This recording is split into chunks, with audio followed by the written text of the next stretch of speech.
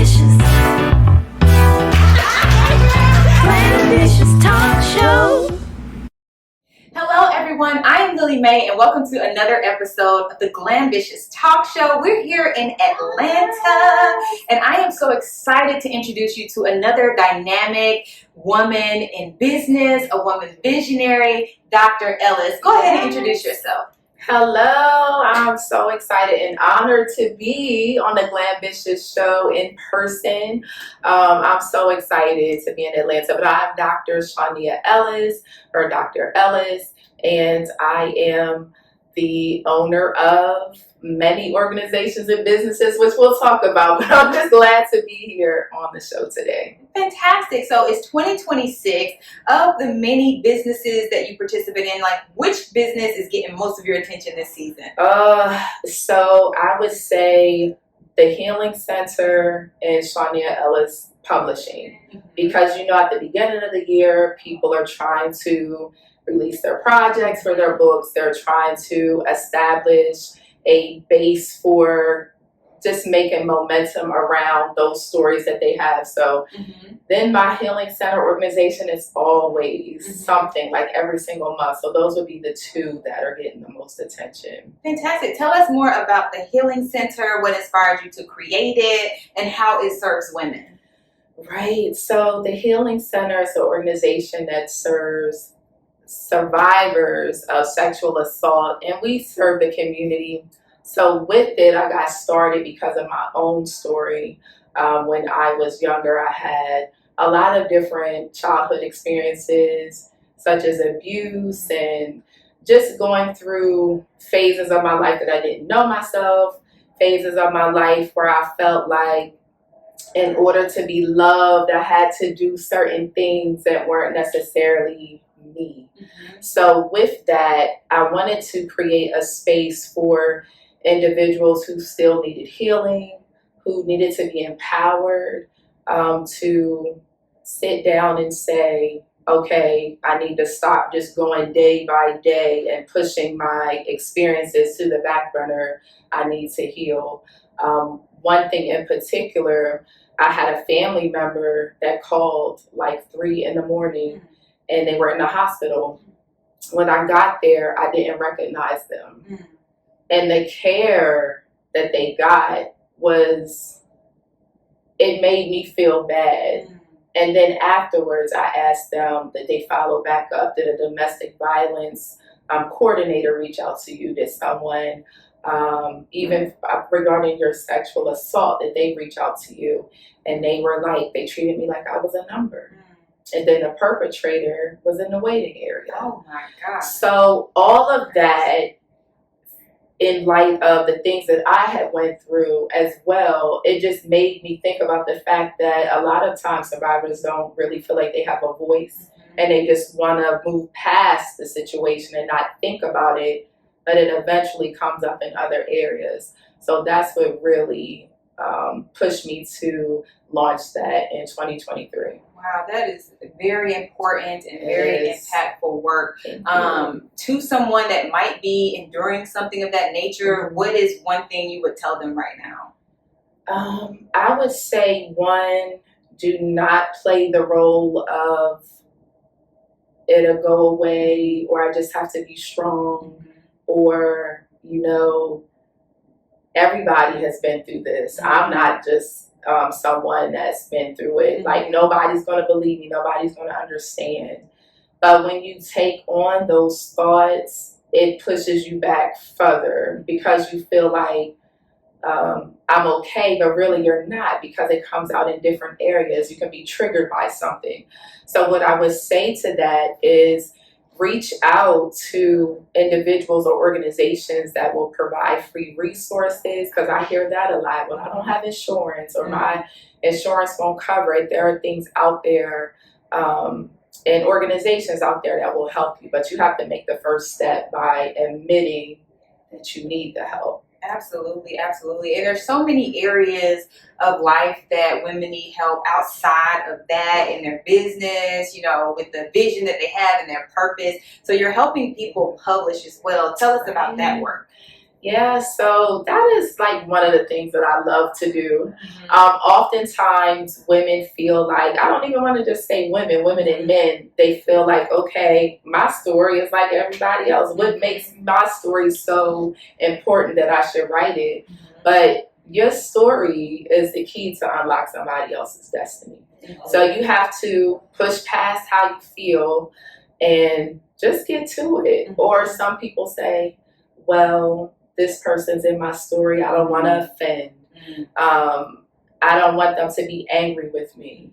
But there's a way to share your story that you can kind of be true to it and not expose and bleed out. So that's what I help with. And once they see it, it's like a calling card, or it's like that extra motivation of, if I can do this, I can do anything. Right. So when that light bulb comes on, that's really exciting for me. Right. It lets you know that you're really operating in your purpose by helping other people birth their purpose. Because a lot of us, we go through so much that we don't realize there's something special about our story. There's something special about our triumph, and that we need to share it because there's someone that definitely needs to hear it. So I applaud you. How would people connect with you if they're like, okay, I think I need her help? How would they connect with you on that? Sure. So through my site, www.shawneyaellis.com, it has all the information for publishing, or you can look me up through Linktree, and it's under Shawneya Ellis, I believe.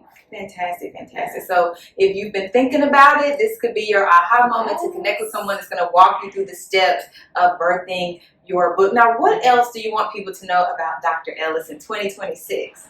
In 2026, it's no holds barred. I feel like in 2024, 2025, there was this, and I don't know, you may be someone that goes through this as well, when you have multiple gifts, you're creative, you feel like, what is the priority? What should I be doing now?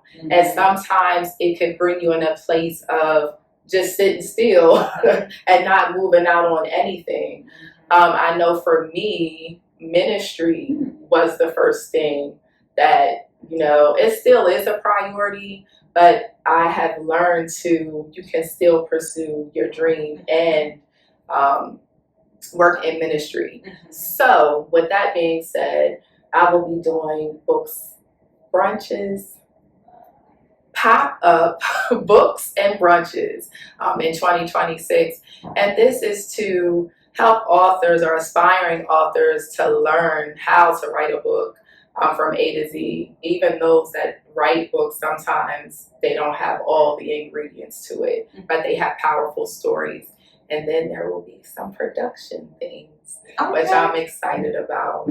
Yeah. Well, I love an in-person experience. So the books and brunches sounds like a lot of fun. And I wanted to touch on something you mentioned about being a person with many gifts, many talents, and sometimes you get overwhelmed, like, well, what do I do now? And I think sometimes the sit-down season is important because it gives you time to reflect and then reform what you've been doing for the next, because oftentimes I feel like God is doing a new thing. Right. And in order for us to walk into that new thing, sometimes we do have to sit down, because what you're doing is ministry, even by helping people birth their books. There's ministry in that. So when people think ministry, they think pulpit. But as a person of faith, ministry could be just having a conversation with someone today and encouraging them not to give up. Ministry could be helping them birth their book about how they overcame a domestic violence situation. Ministry could be having a podcast, like how we connected with your podcast, to let people talk about how God brought them through something. So ministry, I feel like for us women of faith, it's going to be interwoven into everything we do. And we can't feel bad about the slow down seasons, because I've had those seasons too. And I'm like, Lord, okay, you going to release me or what? Right. Talk more about your slow season and how you got through it without like getting frustrated. I did get frustrated. So there were times where I literally cried out to God, like, these are the things that I love to do, and I'm getting nothing. And when you're in that place and you're ambitious and you are productive, you feel like you're not accomplishing anything. But what I've learned is, it's a time and season for all things. And in that, it's like right at the end of 2025, I just got these downloads where it felt like the faucet was turned off. So that's how I know that sometimes God needs you to sit still, like you said, so that he can strengthen you for what's coming. But not only that, it's pieces that are being put together for you.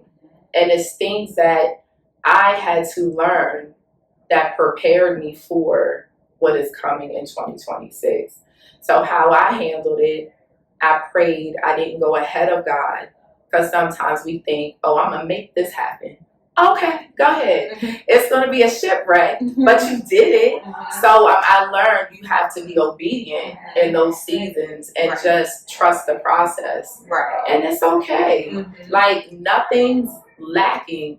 And then I was able to build, for instance, the healing center grew tremendously.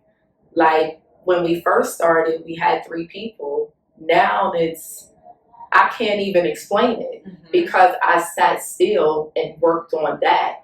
I was telling the Lord blessed me to cultivate that, and it grew. Now I can kind of take my hands off it a little bit because I have trusted people.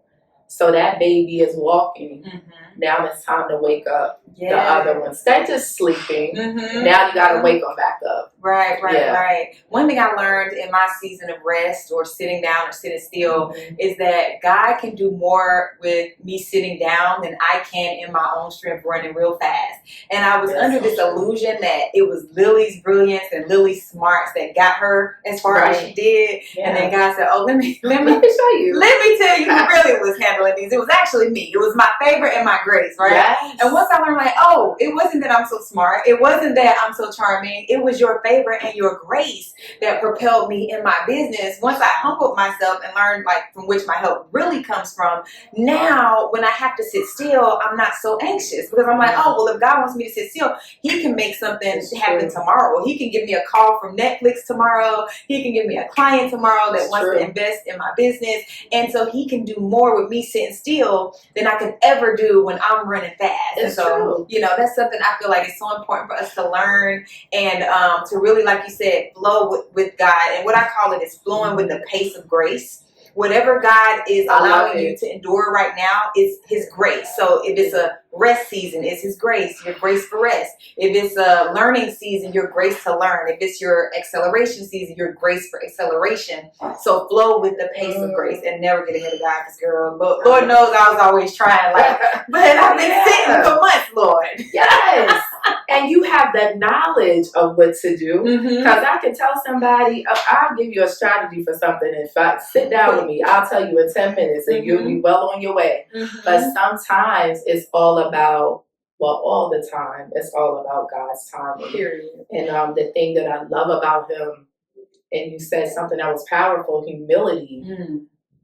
We got to humble ourselves. And then he will exalt you in the new season. So I love it. Yes. We got to learn that more. Absolutely. So if there's anything else you want viewers to know or any other points of contact and connection that they should make with you, go ahead and share that with them.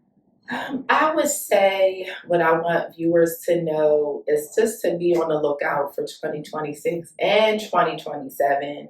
I think if I could say one word for not just myself, but for a lot of us that have been put in the work, that have been faithful, that have been cultivating businesses or stories or just dreams in general, this is the time where God is going to expand and blow on it, and it's just going to be bigger than you ever imagined. So what I would say is expect expansion and great things. And you can follow me on Instagram, Dr. Shawneya Ellis, Facebook, Dr. Shawneya Ellis, and then my website at www.shawneyaellis.com. Yes. I'm touching and agreeing that this is the season of exceedingly and abundantly above anything we can think, dream, or imagine. Okay.